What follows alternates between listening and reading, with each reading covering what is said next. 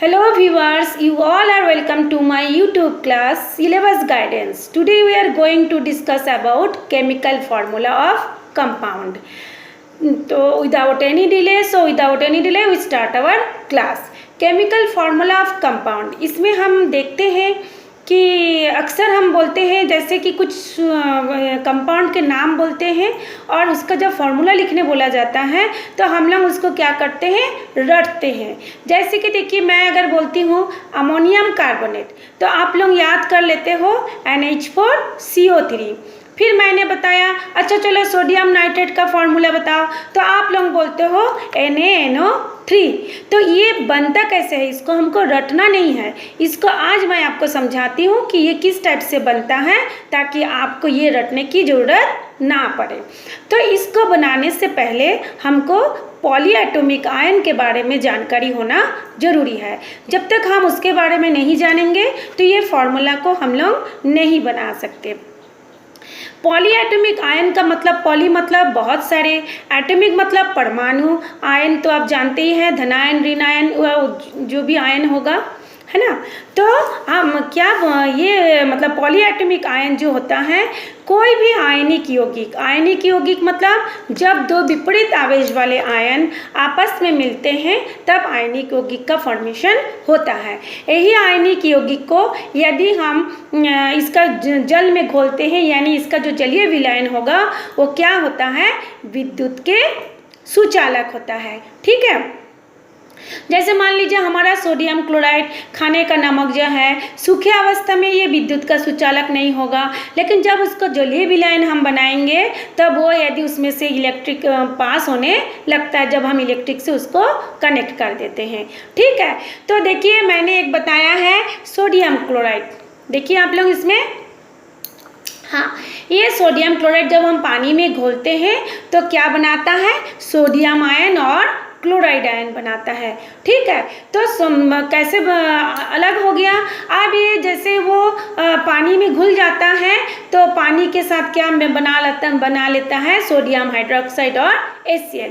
लेकिन जैसे हम उसको गलित माने जलीय विलयन बनाएंगे तो उसमें से आयन हो जाने के कारण, मतलब सोडियम आयन और क्लोराइड आयन हो जाने के कारण वो इलेक्ट्रॉनों का फ्लो होने लगता है, यानी विद्युत के वो सुचालक बन जाते हैं। ठीक है, इस तरह से हम लोग, ये एक एग्जाम्पल और भी है, ये देखिए सोडियम नाइट्रेट है ना। इस सोडियम नाइट्रेट जो है इसमें भी सोडियम आयन पॉजिटिव आयन और नाइट्रेट जो होता है ये नेगेटिव आयन है। लेकिन इसमें जो सोडियम नाइट्रेट है वो पॉलीएटॉमिक आयन है। कैसे पॉलीएटॉमिक आयन हुआ, इसमें देखिए एक तो सोडियम परमाणु है, एक नाइट्रोजन परमाणु है और नाइट्रोजन के साथ 3 ऑक्सीजन परमाणु है। ठीक है, तो ये बहुत सारे परमाणु मिलके परमाणुओं के आयन मिलके बना है, इसलिए इस यौगिक को हम लोग बोलते हैं पॉलीएटॉमिक कंपाउंड या पॉलीएटॉमिक आयन बनता है ना। तो आयनिक यौगिक को पानी में यदि हम घोलते हैं तो वो धनायन और ऋणायन में डिवाइड हो जाता है। तो इस तरह से देखिए हमने कितने सारे एग्जाम्पल दिए हैं।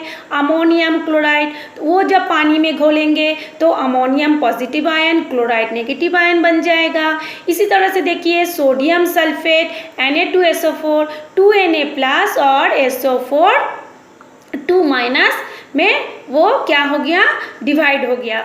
इसी तरह से calcium hydroxide, calcium positive ion, hydroxide negative ion, sodium carbonate में सोडियम पॉजिटिव आयन और कार्बोनेट नेगेटिव आयन है। ठीक है, तो ये जो हमने जितने सारे भी ये अभिक्रियाएं देखे उसमें से क्या होगा, ammonium ion, sulphate ion, hydroxide ion, carbonate ion, ये सब क्या होता है, बहुपरमाणुक है ना।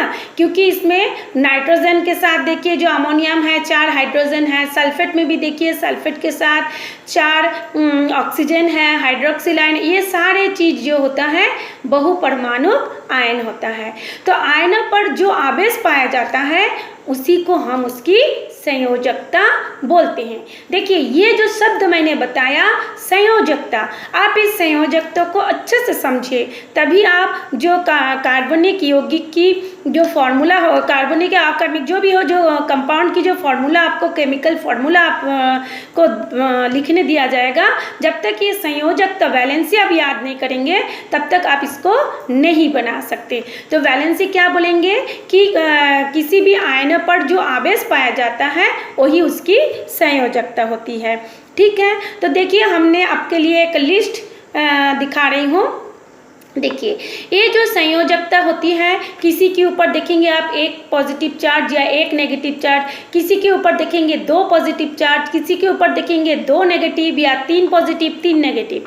तो जितनी सारी चार्ज होगी या संयोजकता होगी उसके आधार पर उसको एक संयोजी, दो संयोजी और बहुसंयोजी आयनों में डिवाइड किया गया है। तो एक संयोजी मतलब जिस पर एक आवेश होगा, तो एक आवेश कौन सा होगा, देखिए आपका दिया है sodium ion, silver ion, ammonium ion, bromide, चाहे वो पॉजिटिव आयन हो चाहे नेगेटिव आयन हो, यदि एक आयन है, एक आवेश है तो उसकी संयोजकता एक होगी। ठीक है, तो ब्रोमाइड, आयोडाइड, फिर हाइड्रोजन कार्बोनेट या हाइड्रोक्साइड, इस सब में एक संयोजकता है। द्विसंयोजकता डबल वैलेंसी क्या होगा, कॉपर 2+, जिंक 2+, Fe2+, Mg2+, ये सब द्विसंयोजी है। या सल्फाइड S2- या आपका कार्बोनेट जो CO3 2- है, ये सब हो गया। ठीक है, और जो बहुसंयोजी होता है यानी दो से जब ज़्यादा हो गया, जैसे एल्युमिनियम में 3 पॉजिटिव आयन है, फॉस्फेट में PO4 में 3 नेगेटिव आयन है, तो ये क्या हो गया, बहुसंयोजी यानी पॉलीवैलेंसी होता है। ठीक है, अब हम देखते हैं, ये तो हम बताएंगे, उसके पहले थोड़ा सा ये जो मूलक के बारे में बता देते हैं। ये जो आवेशित परमाणु तथा परमाणुओं के आवेशित समूहों को, मतलब आवेशित परमाणु कौन है, सोडियम एक आवेशित परमाणु है। अगर हम नाइट्रेट देखते हैं तो नाइट्रेट में नाइट्रोजन भी है, ऑक्सीजन भी है, तो ये जो ग्रुप बन गया सोडियम नाइट्रेट या सोडियम हाइड्रोक्साइड, ये जो ग्रुप बन गया उस ग्रुप को हम बोलेंगे मूलक। ठीक है, तो मूलक फिर दो प्रकार की होती है, धनात्मक और ऋणात्मक मूलक। जैसे आप देखिए मैं स्क्रीन पर दिखा रही हूँ सोडियम हाइड्रोक्साइड, तो सोडियम आयन और हाइड्रोक्साइड आयन, तो उन्हें हम क्या बोलेंगे, क्षारीय मूलक। अमोनियम हाइड्रोक्साइड में देखिए अमोनियम प्लस और OH- है ना, इसमें क्या होता है, धन आयन जो हम सभी को जानते हैं, धन आयन जो होता है हमको क्षार से प्राप्त होती है ना, तो उसे ये सारी चीज़ों को हम क्षारीय मूलक कहते हैं। जैसे कैल्शियम हाइड्रोक्साइड वो भी क्षारीय मूलक है। उसी तरह से आप देखिए जो सोडियम या अमोनियम, वो कैल्शियम जो होता है वो भी क्षारीय मूलक है। अच्छा, कभी कभी क्या होता है ऋण आयन, जो कि हमको पता है कि ऋण आयन अम्ल से प्राप्त होता है, जिसे हम अम्लीय मूलक कहते हैं। जैसे HCl में क्या होता है, H+Cl-, HNO3 में H+NO3-, H2SO4 में 2H+, SO4 तो इसमें जो क्लोराइड है, नाइट्रेट है, सल्फेट है, ये सारे अम्ल से मिला है, इसलिए ये अम्लीय मूलक होते हैं, है ना। ठीक, अब हम मेन पॉइंट पे आते हैं। इसको जब तक आप रटेंगे नहीं, समझेंगे नहीं, तब तक आप केमिकल फार्मूला नहीं बना सकते। अब हम नेक्स्ट टॉपिक पे आते हैं कि केमिकल फार्मूला कैसे बनाना है। ठीक, हम आपको दिखाते हैं। ये देखिए बहुपरमाणुक आयन वाले यौगिक के रासायनिक सूत्र। तो हम लोग क्या करते हैं, ये जो मेथड है बताने की, उस मेथड को कहते हैं क्रिस क्रॉस मेथड। क्या कहते हैं, क्रिस क्रॉस मेथड। इस मेथड के अनुसार आयनों पर उपस्थित जो भी आवेश होगा, आयनों पर उपस्थित जो भी आवेश होगा अथवा उसकी जो संयोजकता हम बोलेंगे, उसका उपयोग करके हम लोग रासायनिक सूत्र को लिखेंगे। देखिए अभी आवेश आया ना, चाहे वो धनावेश हो ऋणावेश, इसलिए हमको इस टॉपिक के पहले उसको बताना जरूरी था। तो देखिए हम एग्जाम्पल से लेते हैं। Ammonium carbonate. तो अमोनियम कार्बोनेट के हम लोग क्या करेंगे, सबसे पहले हम लोग अमोनियम का प्रतीक लिखेंगे या सूत्र लिखेंगे। तो प्रतीक क्या होता है, जैसे अमोनियम का प्रतीक होता है NH4, जैसे हम लोग बोलते हैं ना ऑक्सीजन का प्रतीक O, कार्बन का C, उसी तरह से अमोनियम का प्रतीक होता है NH4 और कार्बोनेट का क्या होता है CO3। ठीक है।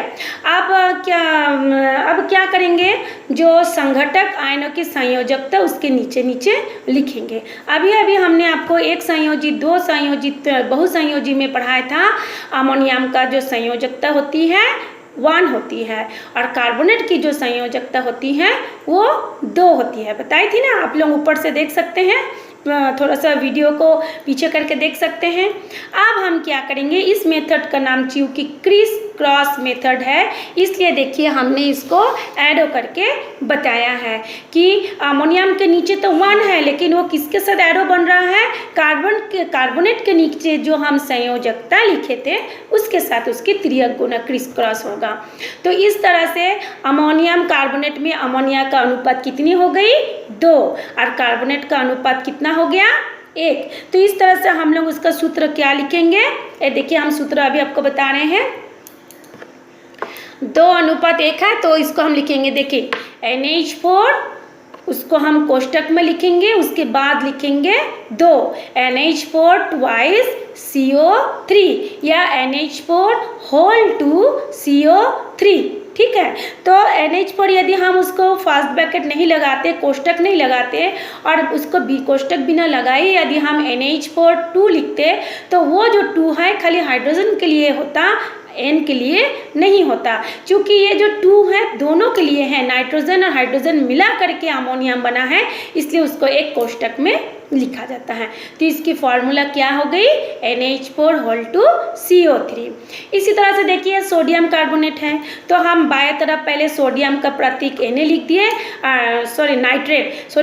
सोडियम का प्रतीक Na लिख दिए और नाइट्रेट का NO3 लिख दिए। अब हम जानते हैं सोडियम की संयोजकता कितनी होती है, 1। नाइट्रेट की भी संयोजकता कितनी होती है, 1। अब 1 को 1 से गुना करेंगे तो उतना ही, 1 को 1 से गुना करेंगे तो उतना ही। तो लेकिन ये तीर का निशान लगाना बहुत जरूरी है, इसी को बोलते हैं क्रिस क्रॉस मेथड। तो इसकी सूत्र क्या होगी, NaNO3। क्योंकि 1 को नहीं लिखते हैं इसलिए यहाँ पे नहीं लिखा गया है, वो कुछ नहीं है, मतलब 1 है ना, 1 से अधिक होता है तो उसके नंबर को शो करना पड़ता है। उसी बाद देखिए मैग्नीशियम हाइड्रोक्साइड, देखिए मैग्नीशियम हाइड्रोक्साइड अभी आएगा, ये है, ये देखिए मैग्नीशियम हाइड्रोक्साइड है, आगे थोड़ा नीचे करती हूँ मैं इसको, हाँ ये देखिए मैग्नीशियम हाइड्रोक्साइड, मैग्नीशियम को Mg, हाइड्रोक्साइड को OH। तो Mg का संयोजकता होती है 2, OH का संयोजकता होती है 1। तो अब हमारे आप ही बताइए इसका सूत्र कैसे होगा, आप बताइए क्या होना चाहिए इसका सूत्र, Mg 1 है तो Mg होगा, OH के बाद क्या होगा, OH लिख के कोष्टक में 2 कोष्टक बाहर 2 है ना, कोष्टक के बाहर ये 2 होगा, हाँ MgOH होल 2 हो गया। उसके बाद नेक्स्ट देखिए अमोनियम फॉस्फेट, ठीक है। तो अमोनियम का NH4, फॉस्फेट का PO4, तो अमोनियम की संयोजकता 1, फॉस्फेट की संयोजकता 3। तो क्रिस क्रॉस मेथड में क्या होगा, NH4 होल 3 यानी कोष्टक में लिख के NH4 को लिख के उसके बाद नीचे 3 लिखेंगे, फिर PO4 1 है तो 1 को लिखा नहीं जाता है, इसलिए NH4 होल 3 PO4 हो गया, ठीक है। उसके बाद देखिए सोडियम सल्फेट है, सोडियम लिखे Na, सल्फेट हो गया, क्या हो गया SO4। तो सोडियम की संयोजकता 1, सल्फेट की संयोजकता 2, इस तरह से उसका सूत्र हो जाएगा Na2SO4। इसको मैं एक सर्कल करके आपको ऐसे बता रही हूँ, देखिए पूरा ऐसे ना, इसको देखिए, ठीक। अब हम लोग नेक्स्ट पे और एक तो है, ये भी देखिए इसको गोला करके मैं बता रही हूँ कैल्शियम सल्फेट। तो कैल्शियम का Ca, सल्फेट के SO4, कैल्शियम की संयोजकता 2, सल्फेट का 2। तो दोनों ही स्थिति में CO2 SO4 होना चाहिए, SO4 होना चाहिए ना। क्योंकि दोनों का अनुपात सेम सेम है, यानी सेम सेम अनुपात में क्या हो जाएगा, कैंसिल हो गया, तो CaSO4 हो गया। इसमें Ca के नीचे भी 2, SO4 के नीचे भी 2, तो 2 और 2 अनुपात यानी उसका अनुपात निकालेंगे तो 1-1 होगा। 1-1 को निकाला नहीं जाए, लिखा नहीं जाता, इसलिए CaSO4 होगा। ठीक, इसके बाद नेक्स्ट देखिए AlSO4 यानी एल्युमिनियम सल्फेट। तो एल्युमिनियम का भी कितना हो गया 3 और सल्फेट का कितना हो गया 2, तो इसलिए उसका अनुपात क्या होगा Al2SO4 होल 3। ये देखिए इसमें थोड़ा सा प्रिंट ठीक नहीं आया है। ठीक, अब हम लोग एक सारणी मैं आपको दिखा रही हूँ जिसको मैं फिलअप करके लाई हूँ। ये क्लास 10 के पेज नंबर 138 है, सॉरी क्लास 9 के पेज नंबर 138 में है। आप लोग इसको अपने से फिलअप कीजिएगा, लेकिन मैं आप लोगों की सुविधा के लिए फिलअप कर दी हूँ। देखिए लेफ्ट साइड में देखिए लिखा है यौगिकों के नाम। तो नाम आपको मिल जाएगा अमोनियम नाइट्रेट। फिर आपको भरना है क्या, धनात्मक आयन कौन सा है, ऋणात्मक आयन कौन सा है। अमोनियम धनात्मक है, मैंने आपको भर दिया, लेकिन ये एग्जाम में आएगा तो आपको खुद भरना पड़ेगा। ऋणात्मक NO3, धनात्मक उसके आवेशों की संख्या धनात्मक 1 ऋणात्मक 1, इसलिए यौगिक का जो सूत्र होगा NH4NO3। Next sodium carbonate, sodium का धनात्मक Na+, ऋणात्मक जो होगा CO3 डबल माइनस, तो उसका आवेशों की संख्या 1 और ऋणात्मक आवेशों की संख्या 2, तो उसका सूत्र क्या हो जाएगा Na2CO3।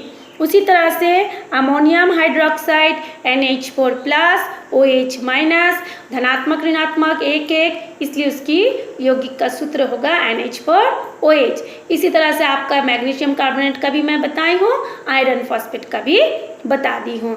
यह हालांकि आप लोगों के लिए होमवर्क था, फिर भी मैं बता दे रही हूँ, लेकिन आप लोगों का इसमें से शांति नहीं है, होमवर्क आप लोगों को ज़रूर मिलेगा।